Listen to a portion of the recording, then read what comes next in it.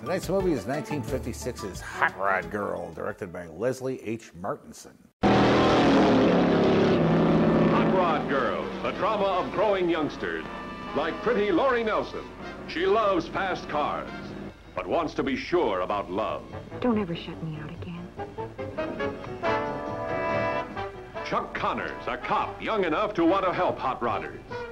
John Smith, who likes to pep up racing motors.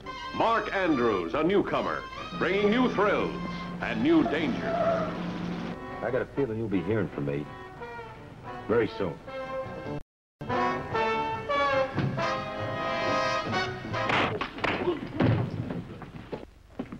I'm going out, and don't try to stop me. Don't get in my way. Here's excitement that hits hard, packed with the dangerous thrills of hot-blooded youngsters, showing off to hot rod girls. Like Roxanne Arlen, named by newspapermen the Wiggle, a thrill chaser who never stops.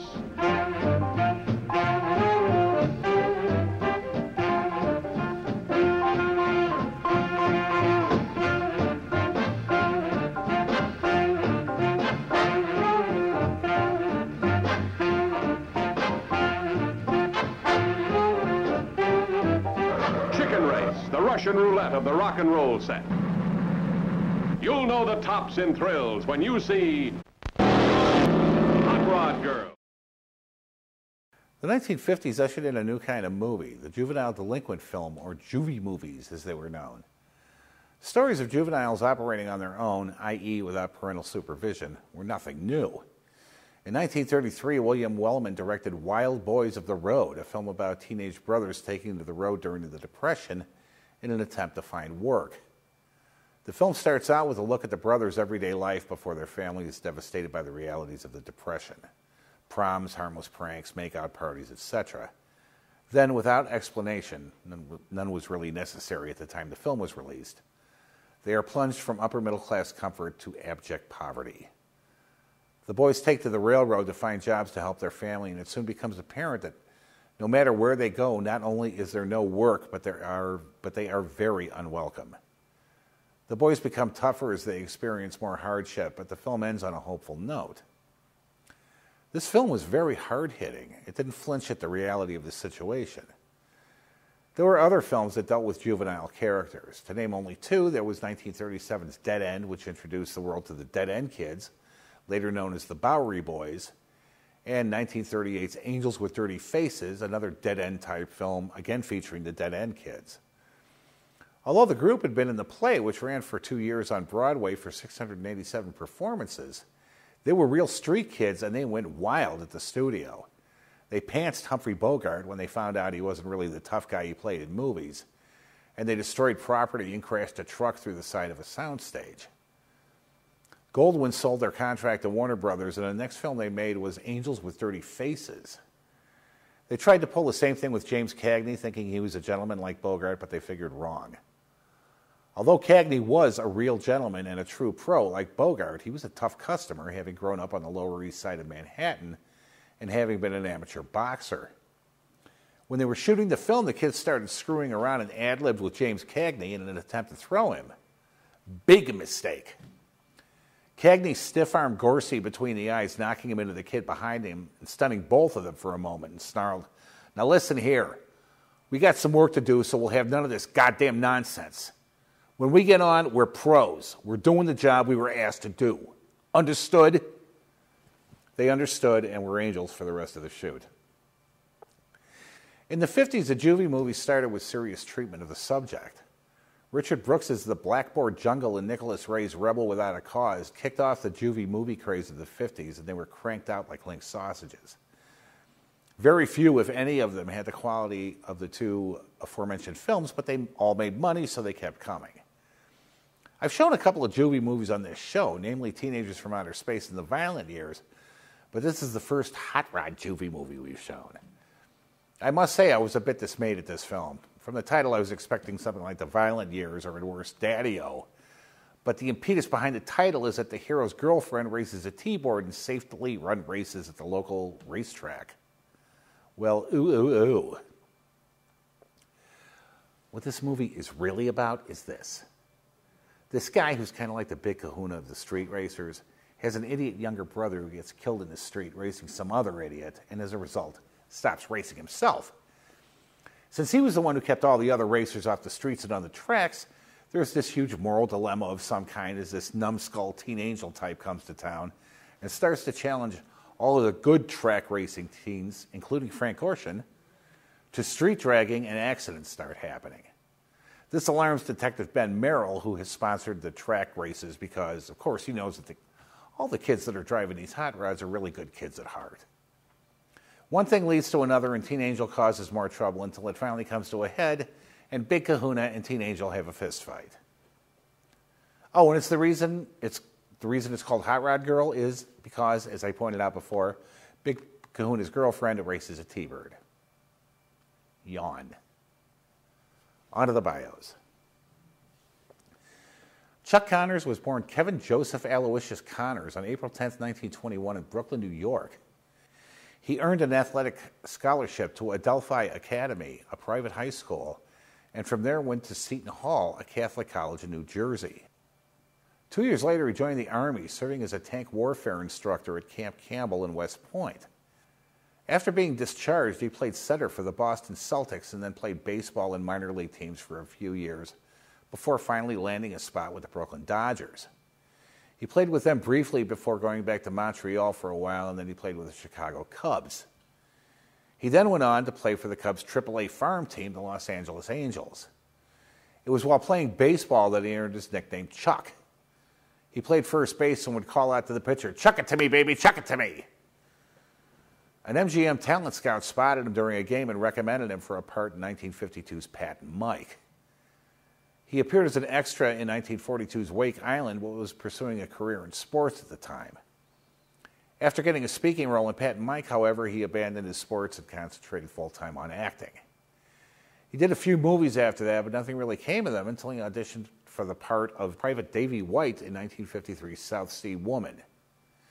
He was in the queue to audition for the role wearing a Marine uniform and stepped outside for a breath of fresh air. While he was sitting there, Burt Lancaster, who was starring in the movie, walked up.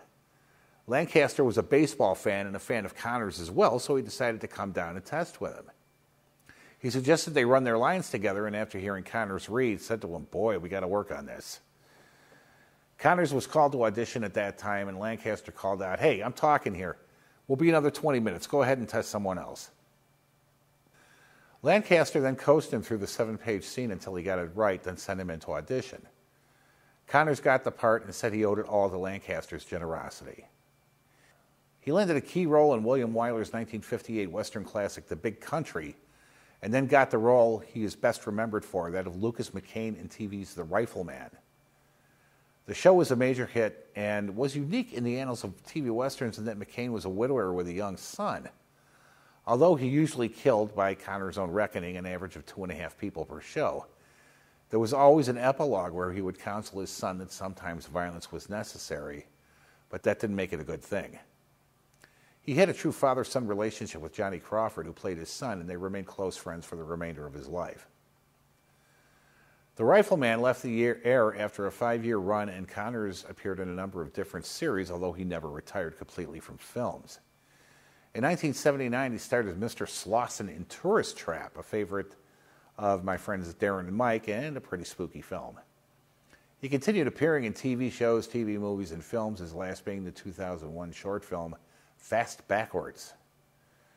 Chuck Connors died from lung cancer and pneumonia on November 10, 1992 in Los Angeles, California.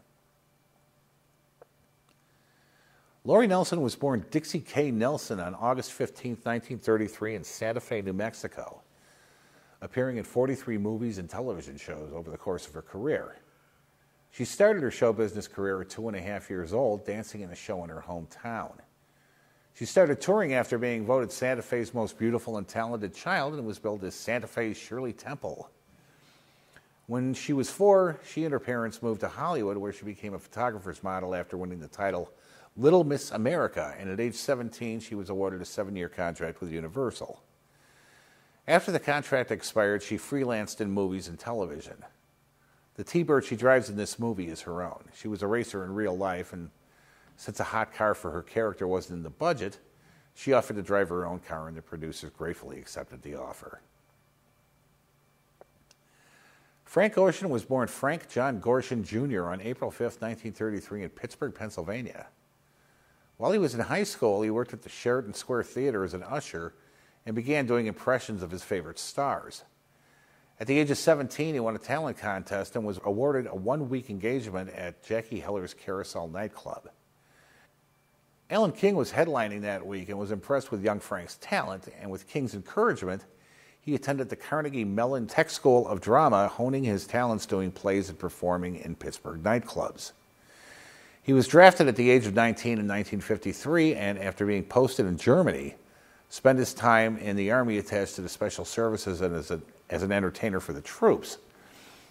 While in the service, he met Maurice Bergman, who introduced Frank to a Hollywood agent when his hitch was up. He appeared in 140 movies and television shows as an actor, starting with a bit part in an episode of Alfred Hitchcock Presents. His first credited role was as Flat Top in tonight's movie, and he moved on to bigger and better things, eventually. In 1957, he was visiting family in Pittsburgh when he got a call from his agent to get back to Hollywood as soon as possible to audition for a role in Run Silent, Run Deep. Instead of catching a plane, he chose to drive, and after 39 consecutive hours on the road, he fell asleep while driving. He awoke 4 days later in the hospital and luckily got away with only a fractured skull. Needless to say, he didn't get the role, which went to Don Rickles. He worked steadily, if not spectacularly, through the 50s and early 60s, making many appearances on TV shows and in nightclubs. And then in 1966, he hit the big time at last by playing the Riddler on the Batman TV show. He remembered, when I was first approached to play the Riddler, I thought it was a joke. Then I discovered the show had a good script and agreed to do the role. Now I am in love with the character. I developed the Riddler's fiendish laugh at Hollywood parties. I listened to myself laugh and discovered that the funniest jokes brought out the high-pitched giggle I use on the show. With further study, I came to realize that it wasn't so much how I laughed as what I laughed at that created the sense of menace. With his newfound fame from the show, he began headlining at nightclubs all over the country, but most importantly in Las Vegas. He was nominated for an Emmy for his performance as the Riddler and also for his performance as Commissioner Bailey in the 1966 Star Trek episode, Let That Be Your Last Battlefield. He made his Broadway debut starring in the play Jimmy, getting raves from critics, and continued to make guest appearances on television shows in addition to starring as George Burns in a one-man show titled Say Goodnight, Gracie. Frank Gorshin died of lung cancer, emphysema, and pneumonia on May 17, 2005 in Burbank, California. At the end of the day, there's not a lot to be said about Hot Rod Girl. It's a typical Juvie/Hot Rod movie with nothing to really distinguish it from all the others released about the same time. You could save yourself 79 minutes and go to bed when it starts. So right now, sit back, relax, and enjoy Hot Rod Girl right here on Cleveland Classic Cinema.